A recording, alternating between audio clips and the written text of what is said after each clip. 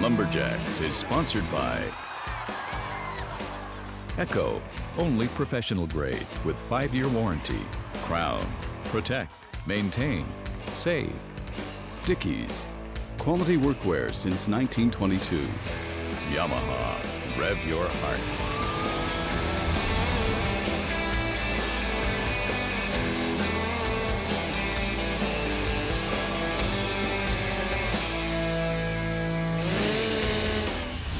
We're here in Beaverton, Ontario for the Ontario Lumberjack Championships. We have a fantastic field of competitors, over 40 of them, men and women from all over North America, competing for $15,000 in prize money in 14 different events. We had a great start to the competition last week, and the leaderboard is chock full of talented competitors. Hi, I'm Bill Diva. This is my partner in crime and Lumberjack sport analyst, Rod Cumberland. Rod, we had some axe events last week with some great axemen. This week, 2 more axe events, the springboard chop in the men and the underhand chop in the women. Underhand chop and the ladies, if you were to pick the best 5 competitors right now in North America, almost the world, the 5 ladies you would pick are all right here in Beaverton. It's going to be a real scratching match to see who winds up first place in the underhand chop. Now, the springboard chop, of course, one of the audience favorite springboard chop. Everybody always talks to me. They love watching the springboard chop. And we got some of the best in the world. Best in the world, and we actually have Lawrence O'Toole up from Australia, and of course the Aussies, very, very good axeman. He'll be the guy to knock off the podium tomorrow in the springboard chop, and the guys that are going to try to do it, Marcel Dupuis from Canada and Nathan Waterfield from the United States.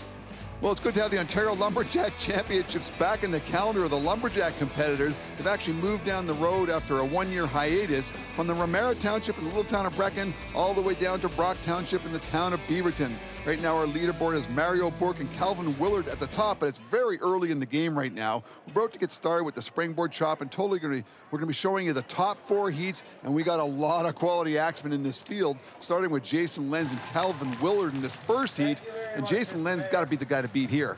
Yeah, a little bit mucky around here. There was water last night, of course, and the guys are standing in a bit of mud. Hopefully that doesn't play havoc with them here in the springboard chop. But some great choppers here yet to come. Calvin Willard is going to have his hands full with Jason Lentz. He's pretty sharp at the springboard. Well, most of the competition actually plays out on the stage. The springboard chop is just off to the left of the stage. Both competitors are into their first boards right now. Jason Lentz, a big guy. He's got to make sure that board set is good. He's going to put a lot of weight on it. Calvin Willard right behind him. Lighter guy, really quick with his notches. Of course, Jason does have to take a little bit more work with his notches, and actually I was quite surprised to get away with that first notch. He had to really squeeze in tight to the middle of that to make that board work. 2 good boards here now, and they're both up together. Mirror image of both guys getting up on their second board. Both guys into their second hit right now. 1-1 up top. Jason Lenz and Calvin Willard going at it. Not sure if you noticed, Bill, Calvin Willard just squeezed in a little bit closer to his pole. He has a really strong board here. He should be back on the end of it, so he gets a full arc on his axe and it hits that block as hard as he can. He's going to start arm chopping now because he's actually in a little bit too tight. So once they get up on their boards, it's only 9 inches round up top there. Jason Lenz putting some slices in, and there it is. The first heat of the springboard chop is in the books. Jason Lenz setting the time to beat with a 52.96. Jason, the 4-6 climb, you got to be pretty happy with that climb in general? Oh yeah, that's what I normally go for, and yeah, it worked out pretty good. Other than the bottom board there, I had to stick it in twice. And 9 inches up top there, you can do leave very little work for your backside. I think it was 3 strokes downward, and you got it off. Yeah, that's what I normally try to do. I mark out my log on top to have like 3 inches of wood, and normally three hits will get it off. Well, he pretty much calculated correctly there with 3 hits getting off the backside there. Heat number 2 is going to feature Dave Jewett, American from Pittsford, New York, taking on Marcel Dupuis from New Brunswick. Should be a great race here. Dave Jewett, of course, he's starting to get a little bit long in the tooth. Hard to believe he's crouching in on 50 years old, Dave Jewett, but Marcel Dupuis right in the prime of life here now, 30 years old, and of course doing a great job here in the springboard. Well, he takes one more swing of the axe to clear out that little bit of a wall of wood there. Marcel struggling to get his first board in there. Not quite cleared out, maybe not deep enough. What's the problem there? Well, Marcel knows the time to beat here is going to be sub 50 seconds, so he's actually racing a little bit. He actually should have cleaned that out more before he stuck the board in. He had a little bit of wall of wood in the back there, and of course it bounced his board out twice. Now he's got to go back and do a little bit more homework on the second notch. He's got to be comfortable up top there. Dave Jewett makes his move first up to the second board. Dave Jewett's into the wood. Marcel only a half a swing behind him at this point. Both guys moving wood. Only 9 inches round at the top. It's going to be very short business. Marcel Dupuis got a good strong board. You see Dave Jewett's board starting to sag down a little bit. That's going to really hurt him here. He's not going to be able to generate as much power as he wants. He'll have to tighten in here a little bit closer. Not bad, though. It's a small block. He may be able to have enough time to get the job done. Marcel Dupuis on his backside, putting the slicers down, trying to break things off. He's got to reach for his firewood, and there it is. Marcel Dupuis beats out Dave Jewell with a 58.86 in the second heat. Part of the game is getting good notches and being stable up there. Just tell me about your troubles with the notches. Yeah, absolutely. That's what Springboard is all about. If you do a good notch, you do a good climb, and then you can chop the wood properly. My notches were not pretty at all, and then my boards were falling, and it was not a really pretty looking springboard, but I'm glad with the results. Well, you can see there with Marcel spending a lot of time in his first notch. Got to be awfully frustrating because only 9 inches at the top. You really want to get up there quickly and climb fast. Arden Koger Jr. up next, taking on Nathan Waterfield. 52.96, still a time to beat, set by Jason Lenz in the first heat. Arden Koger Jr., a veteran in the springboard chop, but he's one of those guys afraid of heights. Afraid of heights, but he actually done a great job overcoming that fear. Nathan Waterfield too narrow right now. He's going to have to widen that out a bit. Jamie Koger also a little bit narrow there, but both guys have cleaned it out well enough. It's only the first board, and remember, small wood at the top, they're going to race it. Jamie working on his second notch right now. We're calling him Jamie because that's his nickname. His actual name is Arden Koger Jr. after his father. Nathan Waterfield up on his second board, and a real nice set. Nathan's able to power into that 9 inches round of wood. I was worried a bit. I thought his board was going to be too steep and actually have a lot harder time swinging, but he settled down nice. He's got a beautiful board. Nathan Waterfield's going to take full advantage of this as Arden Koger's up now, and he's going to start whaling into it. Now, Koger's not able to get out to the back of his board. He's not going to be comfortable with that. He can't get all the power into the wood that he would like to. Nathan Waterfield ready to punch things off here with some downward strokes. He misses on that one, and Nathan Waterfield lowers the time to beat down to 46.76. A great job on the springboard by Nathan. Pretty good climb, but I know you weren't happy with the second board, right? Yeah, I'm really beating myself up. You know, the pocket was okay. There's such a little block on top that in this race, if you're not up really quickly, then you're done. So, 4-hit hole, it was decent. It would have held well enough if I would have cut the block smart on top. The board started to sag while I was cutting. I got kind of let it get to me, wasn't swinging fluid. Just not the kind of cut that I like to put up. But well, Nathan is an excellent chopper. He put down a 45 seconds. It's a real tough crowd here, and he knows there are some guys, just like this guy right now, he can put down a better time, and he just might do that. This is the last heat. Lawrence O'Toole taking on Michael Sullivan in the final heat of the springboard chop. And of course, we know Lawrence is a chopper. He came here to chop. Doesn't leave a whole lot of room at 45 seconds, but if anybody can lower this time, it's going to be Lawrence O'Toole. Big, wide, deep pocket there for Lawrence O'Toole. He's going 6 hits on his first notch. Mike Sullivan there right with him, actually slightly ahead at this point. Lawrence O'Toole, talk about a tall guy, and he's actually chopping a little bit lower, but waist height to get these notches in. Of course, our poles are only 9 feet high, so he's tightened up here a little bit, getting them in. Has a nice range of motion to actually work these boards. He doesn't have to reach as far as a lot of people. As Mike Sullivan jumps up to board number 2, Lawrence up on board number 2. We're going to have a great race here between Mike and Lawrence. Both guys are very comfortable with their second boards. Back on the end of the boards, getting a lot of power in their swings. Looks like Lawrence is moving a little bit more wood than Mike is. He's almost ready to make a turn over the backside. A couple of drivers up, and he's going to make that turn. Sullivan's just slightly behind at this point. I think Lawrence has chosen that miter grind axe, and this chopping this popper really well. And look at that, he gets the job done with that axe. 45.5 just edges out Nathan Waterfield for the win. So you climbed on a 6 and 6, but I see in the second notch you had to go in there. Tell me about the importance of moving out those shifts with your fingers. Yeah, that's it. I just wanted a good steady climb and chop on top. Pretty good, so it's all right. Did you worry at all, because it's only 9 inches up top with pretty soft wood, do you worry at all about going all the way through on the first side? Not at all about that, but I mean, can only do what I can do, and sort of, I thought I'd be able to cut it pretty similar to how I did, so it's good enough. Well, what a great field of competitors here in the springboard chop of the Ontario Lumberjack Championship. 5 guys under a minute, 2 of them under 50 seconds. Lawrence O'Toole takes it. Yeah, Michael, tell me a little bit about the Canada Protection Plan. Thanks, Bill. Canada Protection Plan is the largest issuer of simplified life and no medical life insurance company in Canada. What does life insurance and lumberjacks have in common? Well, actually, Canada Protection Plan is all about community service. We like to focus on community activities. What's really special about this activity is our CEO is a resident of Brock Township, so this is near and dear and close to his heart. Well, thanks very much to one of the great sponsors here at the Ontario Lumberjack Championships. It certainly takes them and a whole lot more to make this competition successful. We're heading into 2 heats of the women's underhand chop. This first heat, Erin Lavoie taking on Martha King, 2 of the best in the world, to tell you the truth. And they've traveled a long ways to be here at the Ontario Championships in the ladies division. Underhand chop here looks like they're chopping about 11 inch, maybe 10 inches around. And these girls are really fit. They're going to make quick work of this Aspen. Certainly the keys to their success are hitting their lines. You can see both of them have smooth surfaces on their front cuts. The speed and accuracy is the key here. They don't have quite the strength of the men, but look at Erin Lavoie. She's already putting some drivers in her backside. Martha King's trying to catch her. It's going to be a race to the finish right now. Erin Lavoie putting some drivers in, and Erin Lavoie sets the time to beat at 27.30 in the first heat. Martha right behind her. Your very first swing of the axe, you had a big slab come out. Does that tell you something a little bit with the wood right there that's going to be moving nicely? You always want to see a slab for sure. It gets pretty exciting. You know that the wood's moving free and it's pretty soft. It's nice to get into. There was a knot right in the middle, and I was thinking about my axe the entire time. Like I just got that brand new axe, and it's been a while since I bought a new one, and it's kind of my new baby in the family, you know? And I plan on using it at the World Championships, but a little tweaking her now. I got to take her to the back and fix her up. Thanks for your time. Thanks. Well, there was a little streak of black in the middle of her block, but it was not a knot. It's actually just rot in the middle of that poplar, so I think her axe is going to withstand that pretty well. As we get to go here in the next heat of the ladies' underhand chop, Colin Shepard taking on Peg Engasser. Well, 27-30 is going to be a very tough time to take down, set by Erin in the last heat. Colin and Peg are going to try and do that. Peg Engasser is a very experienced chopper. She relies on her experience to hit her marks, keep her pace, and stay technically sound. She's going to move the wood exactly the way she wants to.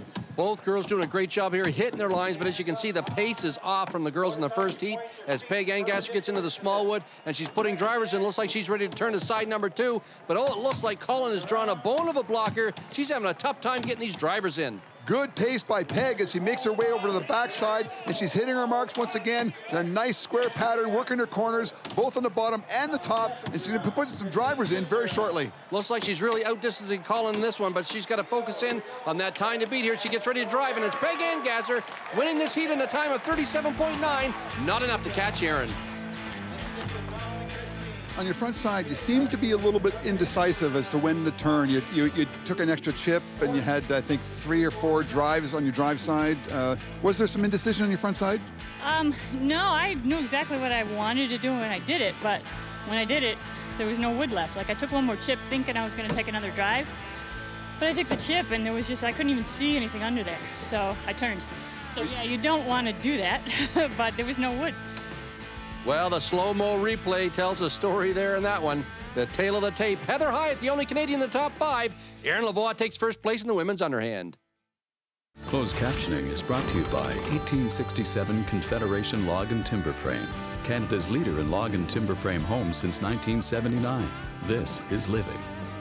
We are here in the shores of Lake Simcoe, the little town of Beaverton, for the Ontario Lumberjack Championships, and we are headed into a very special event. It's called the Chris Starr Memorial Axe Throw Competition. Chris is the younger brother of Cecil Starr, one of the guys who organizes this event every year.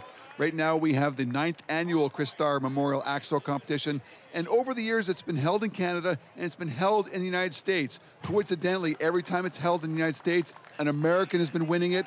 Every time it's been held in Canada, a Canadian has won it, and no one man has won it 2 years in a row. Here is Dave Engasser, who has won it in the past and hoping to win it for the second time. After 2 throws, he's only got 7 points. He ends up with a third throw of 5. Not a bad total of 12 points.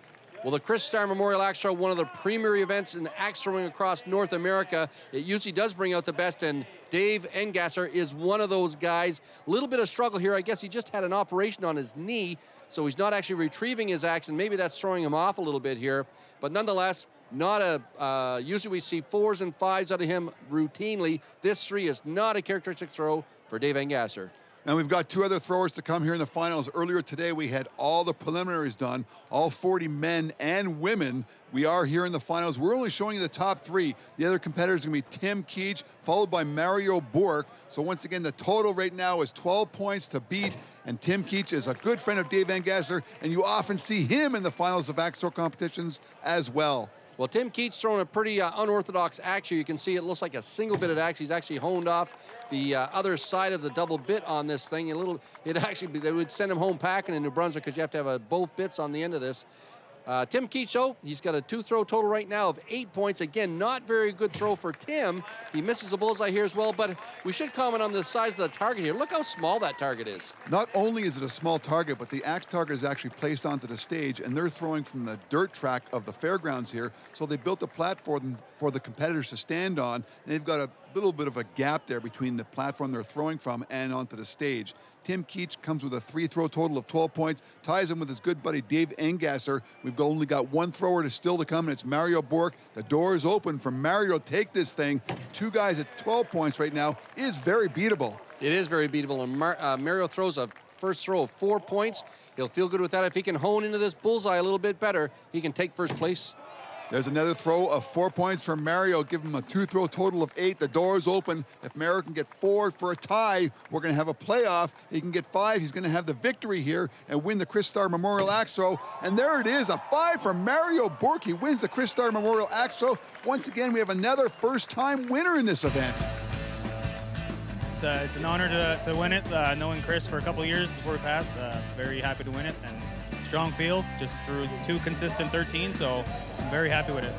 I mean, a small target up there. When you have a small target like that, does that play with people's nerves at all? Yeah, it's a smaller target, and then there's kind of a gap where you're throwing, so it changes your mind, but just pretend like you're home and just do the basics all the time. So. Well, there it is, the Chris Starr Memorial Axe Throw Competition. When it's held in Canada, a Canadian wins it. Engasser and Keach had a playoff, and Engasser took second place. Power on and on. Echo. I want to talk about Echo chainsaw maintenance and make sure that your Echo chainsaw is running at peak performance at all times. Taking off your toolless air filter cover, you have access to your air filter and your spark plug. Looking at your air filter, you're going to want to look for dirt or buildup. You're going to clean it with soap and water or replace as needed.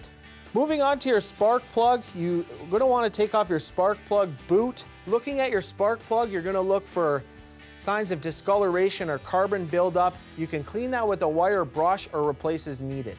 Looking at the chain tension, you're going to want to ensure that you can see the bottom of the rivets and that the chain moves freely along the bar rails.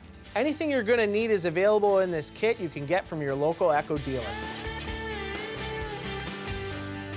Well, we're back in Beaverton, Ontario, about to put the ribbon on the Ontario Lumberjack Championships, actually the first annual event. It's being hosted by the city of Beaverton at their fairgrounds. We are heading into the water boil. Melissa and Barry. Barry on the right-hand side there, it's the first time at a lumberjack competition. He's been working out and training a little bit with Melissa for this particular event. We got a lot of great teams like Mario and Scott here, Caitlin and Melanie, a lot of teams that are experienced in water boil, and some that are probably working together like first time in water boil, like Jason Lenz and Aaron Lavoie. So you'd expect the strongest teams to come from the East Coast where they do kettle boil a lot. We actually saw this just a few weeks ago on Lumberjacks TV.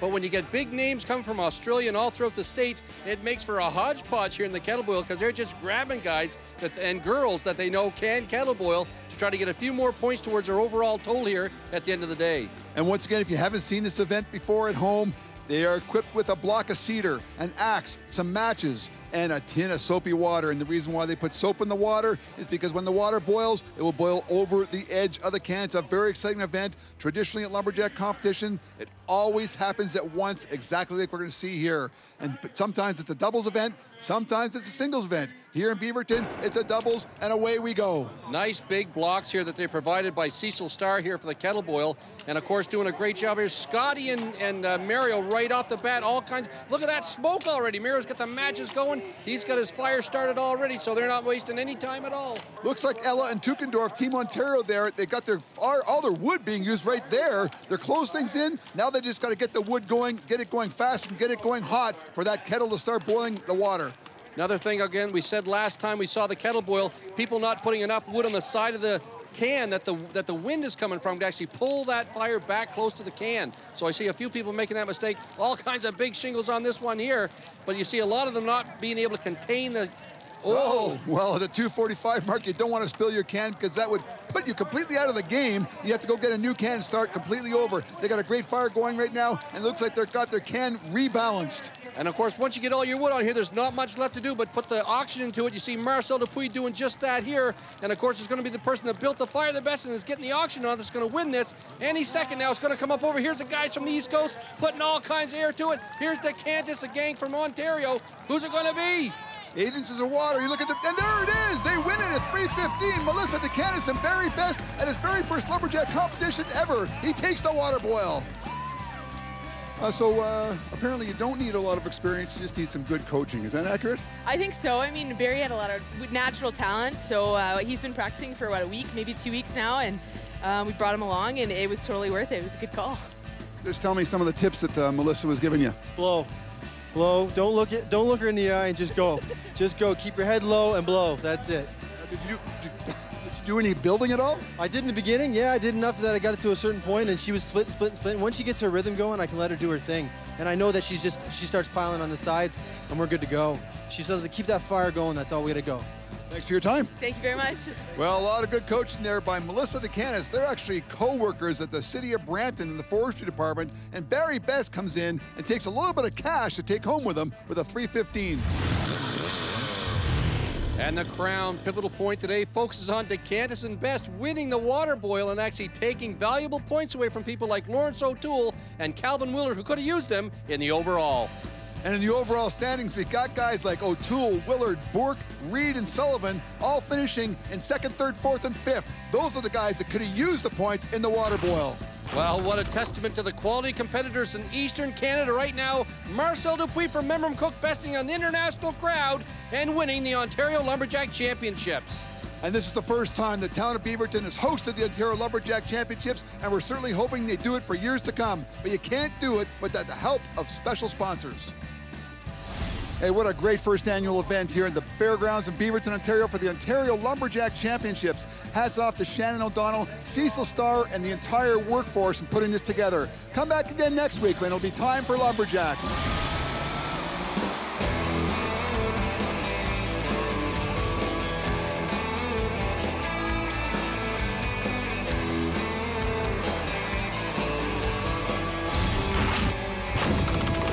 Lumberjacks is sponsored by Echo, only professional grade with 5-year warranty. Crown, protect, maintain, save. Dickies, quality workwear since 1922. Yamaha, rev your heart.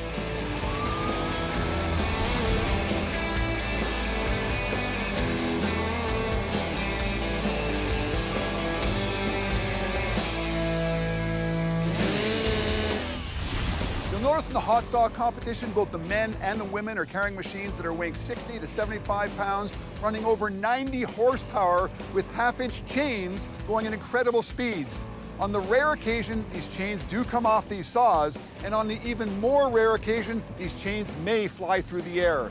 So you'll see both in front of the competitors and behind the competitors, they are protected with half-inch screening, very heavy-duty screening, held up by these 2x4 stands.